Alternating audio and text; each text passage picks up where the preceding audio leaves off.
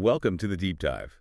Today, we're jumping into something really special, the world of Disney Imagineering. That's right. We're looking at excerpts from Dream Chasing, The Art of Disney Imagineering by a former Imagineer, Joe Weiss. Exactly. And our goal here is to explore, the unseen work that goes into creating those incredible Disney parks and experiences. Yeah. It's not just about the magic you see. Mm-hmm.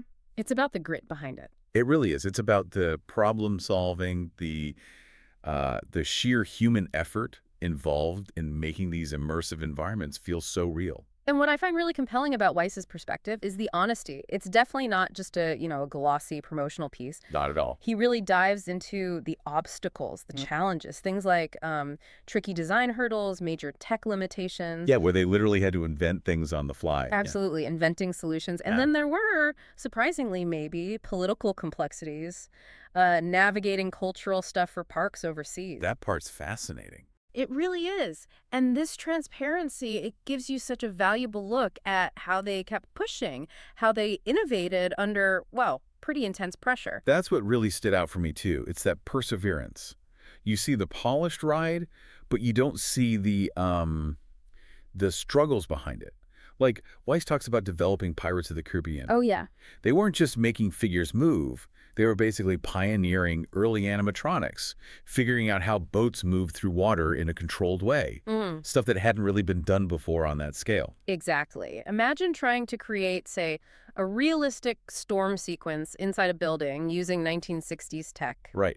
Or getting hundreds of dolls in It's a Small World to move perfectly in sync. It's mind-boggling. Weiss shows these weren't just creative ideas, they were enormous engineering challenges. Which kind of leads to the next point, doesn't it? Facing challenges like that. You couldn't do it alone. No way. Impossible. And that's where the power of collaboration, which the book really highlights, comes in. Yeah, Weiss makes it super clear. These huge projects, they're not from one single genius. Definitely not. It's these diverse teams. Yeah. You've got artists, engineers, writers, architects, all pooling their talents. Pushing each other, figuring things out together, overcoming things that must have seemed impossible at the time. That collective ingenuity. And it's significant that Bob Iger, Disney's CEO, wrote the foreword. He really points out the huge impact of Imagineering and Weiss's role in capturing that spirit. Yeah. It just hammers home that big, complex, creative things. They almost always come from teamwork, from different experts finding a common language, a shared vision. A masterclass in managing creative chaos, maybe. Yeah, something like that. Turning chaos into magic. And it seems like that collaboration, that shared language across different fields, it all serves one main goal, right? Storytelling. Absolutely. That's the heart of it. The book shows how all that imagination and really meticulous crafting comes together to build these immersive stories you can walk through. It's storytelling through environment. Precisely.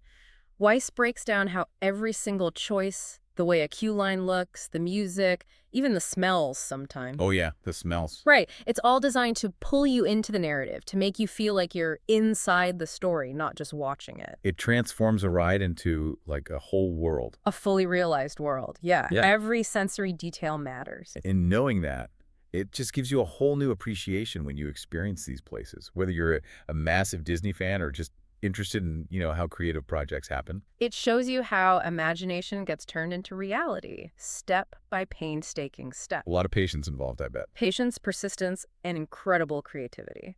So Dream Chasing really feels like more than just a book about theme parks. It's a story about imagination, about perseverance. And about the incredible things that can happen when dreams aren't just chased, but are actually built piece by piece. Meticulously crafted. So maybe final thought for you listening.